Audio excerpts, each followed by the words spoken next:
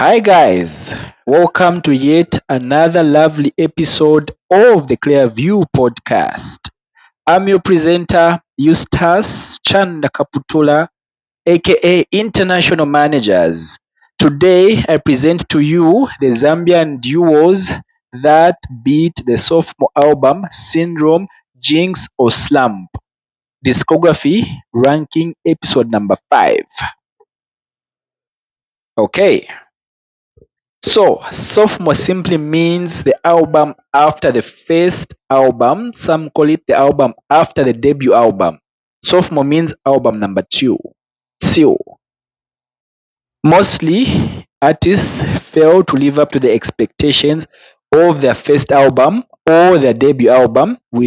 Reasons sometimes maybe the first album was so monumental, it was so groundbreaking, it was so organic. So they just failed to live up to those expectations, the high expectations, the lofty expectations they set for themselves in the first album. Examples of artists worldwide that faced the sophomore jinx include the notorious B.I.G. He released his first album in 1994, Ready to Die. This album is a very good album, like it's his best album. So he followed it up with the album entitled Life After Death in 1997. Though Life After Death was good, it had Big Papa on it, but it wasn't as good as Ready to Die because in Ready to Die he was himself. Life After Death he tried so hard to be a lover man, so lover boy. So it wasn't as good as Ready to Die. It wasn't really authentic. It lacked that raw energy of Ready to Die. The second artist that failed to live up to the sophomore that failed to live up to their first album, therefore suffering the sophomore syndrome, is Lauryn Hill. Lauryn Hill was from the group called the Fugees with Wycliffe Jean and Perez. I can't pronounce his name. Drop his name in the comment section if you know him. So she released, to me, arguably the best album by any female MC called The Miseducation of Lauryn Hill. Dope album in 1998. So she followed it up with the unreleased and unplugged album under MTV in 2002. Like it didn't match the impact of The Miseducation. To this day, she's never released any album. So The Miseducation of Lauryn Hill is a very good album. Dope album, if you ask me. The third artist is one of my favorite rappers. I love him to bits. I love him as an entrepreneur, as a rapper, as a human being. I don't know what you hear about me. I'll take you to the candy shop. No other than Mr. Curtis Jackson, 50 Cent. His first album, Get Rich or Die Trying, is arguably one of the biggest debut albums by any rapper in America. How he didn't win the Grammy for new upcoming artist, I don't know how. But it's the biggest debut for any rapper in America. Like I don't think even Eminem did such numbers off his debut album. Not even Jay-Z. Like it's the biggest debut album for a rapper. Anyway, understandable. You can't break such numbers. So he followed it up with The Massacre in 2005. Big album as well. It had songs like Amusement Park. What else? Best Friend featuring Olivia, just to mention a few. So it lacked the street grittiness 50 Cent is known for and authenticity on Get Rich or Die Trying. He equally was trying to be more of a lover man, but it's a good album, but not as good as Get Rich or Die Trying. Like Get Rich or Die Trying was just a big album. So yeah, these are examples of 3 artists that failed to break the sophomore album syndrome. However, in Zambia we've got 2 duos, 2 groups that broke the sophomore album syndrome with ease, like plucking mangoes from a tree. I make it sound so easier, but I'm sure they put in so much work. These groups are no other than Shatel and the Black Munthu.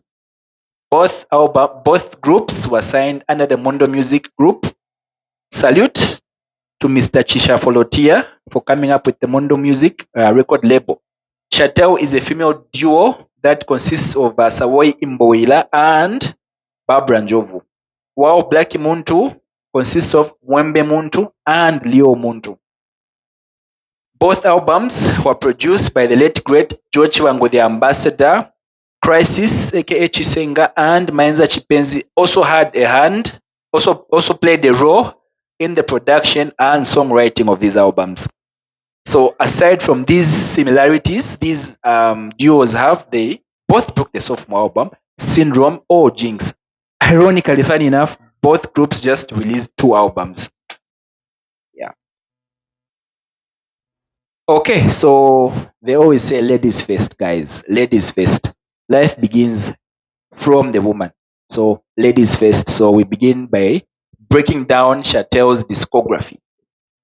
So Shatel released 2 classic albums entitled Chikondi and Unbreakable. So these ladies sang in different Zambian languages. These ladies made Lozi and Tonga sound so sweet. Yeah. So they released Chikondi and Unbreakable. So from their debut album, they had notable songs such as Chikondi, very catchy track that speaks of a marriage where a man and a woman stay in the same house but they don't talk to each other. They eat from the same plate but they don't talk to each other. Tinkala munyumba mo panda Chikondi, where there's no love. Nice educative song. Very catchy hook. I still remember it to this date. It was released like 20 years ago, I think. The other song is Gentleman. This song is synonymous to Shatel as a group. You can't speak of Shatel minus speaking of the song Gentleman. They also have a song called Chilumendo, If We Become Friends, featuring Joe Chiwangu, dope song, dope vocal performances by the ladies and the great Joe Chiwangu himself. Yeah. Naitopela, one of my favorite songs off the album. Niswalele, a sweet Lozi song, sweet Lozi love song. So I personally gave this album a rating of 8 out of 10. That's a distinction. Very strong rating, guys. Yeah.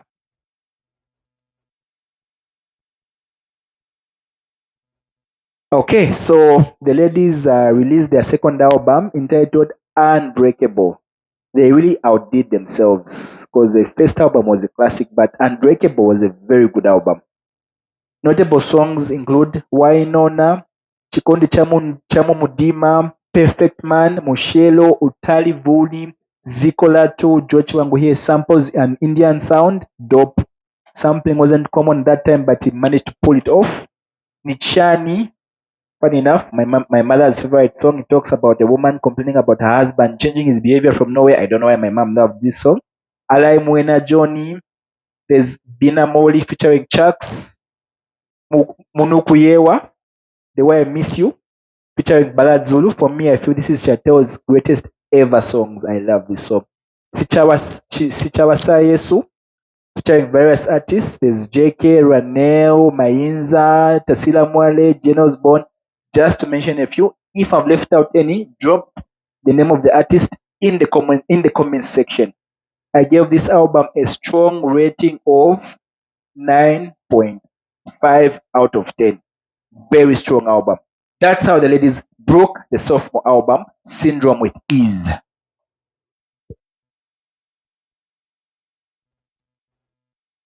Okay, now we continue our series by analyzing Black Munthu's discography.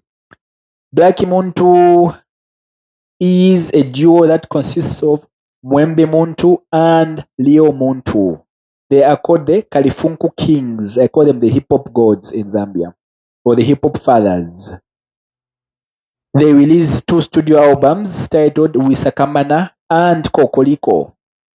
From their debut albums, the notable tracks include Chinamusala Pakunyanta, Chibeibe, Chigudile Pakaifa, Chibeibe. Yeah, I'm sure you remember Chibeibe.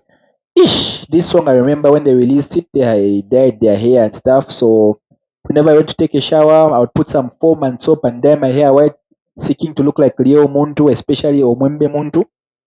There's also Mayowandi Wachivili featuring Sydney from the Tribal Cousins, another iconic Zambian group duo. Chanigwira Kumoyo was another song. Wisakamana, the title track of the album. Velani Munshe, Musienia Badwe, Discouraged Abortion, Sangalala. So these guys also did a lot of social commentary. So I don't know why they call themselves Kalifunku kings because these guys did hip hop, hardcore hip hop. It had a social message. It was conscious hip hop, dope music. I gave this album a rating of 9 out of 10. Okay, these guys didn't stop there. Black Munthu followed up their successful debut album with their second album entitled Kokoliko. It included the following songs: It's Okay, Ubushimbe featuring Tasila Mwale, Kamuwola, they rapped in Tonga. These guys were so linguistic. Nkonkonko, Wakabudo, Kokoliko featuring Ranel. In this track, Ranel rapped, one of my favorite vocalists. Walupawandi, these guys spoke about a man who was sick of AIDS and how, at that time there was no cure for AIDS. There were no ARVs, so it was hard. Once you have it, you're gone. So yeah, it wasn't easy. So these guys could sing about the HIV and AIDS pandemic. It was a big deal back then. So, and in this song, they rapped in Lamba. Their voices changed, their flows and cadences changed. The rhyme schemes were intricate. There's also Kambulia Weka featuring Israel Exile. He was actually a rapper, for you guys who don't know that. There's also Nkashiandi Kosa, Mali Ali Namwi featuring Savoy Imboila and JK. I love this song. The Lozy joint. I wonder if I to pronounce it. I think the best song of the album. And there's Utoloto featuring Shimasta. These guys did social commentary, conscious rap. I gave this album an extremely rating of 9.5. That's how these guys broke the Sophomore album, Syndrome, Slump, or Jinx. Two Zambian groups, guys, Shatel and Black Munthu, broke the Sophomore album, Syndrome or Slump, with ease. I hope they release another album soon. Yeah, I think 2 years ago I met Leo Muntu. I went somewhere with my mom, like to watch his live performances. I was humbled. We spoke to Leo Muntu, me and my mom. He told me, no, we will always be the kings of Zambian hip hop. Black Muntu is not done. We are still here. We just had other things to do. We grew. We had our own families, but we'll be back. So I'm waiting for the new Black Muntu album. So, guys, that was a Clear View podcast episode. Please don't forget to subscribe to my YouTube channel, like my YouTube channel, leave a comment, show me some love, guys. Till next time.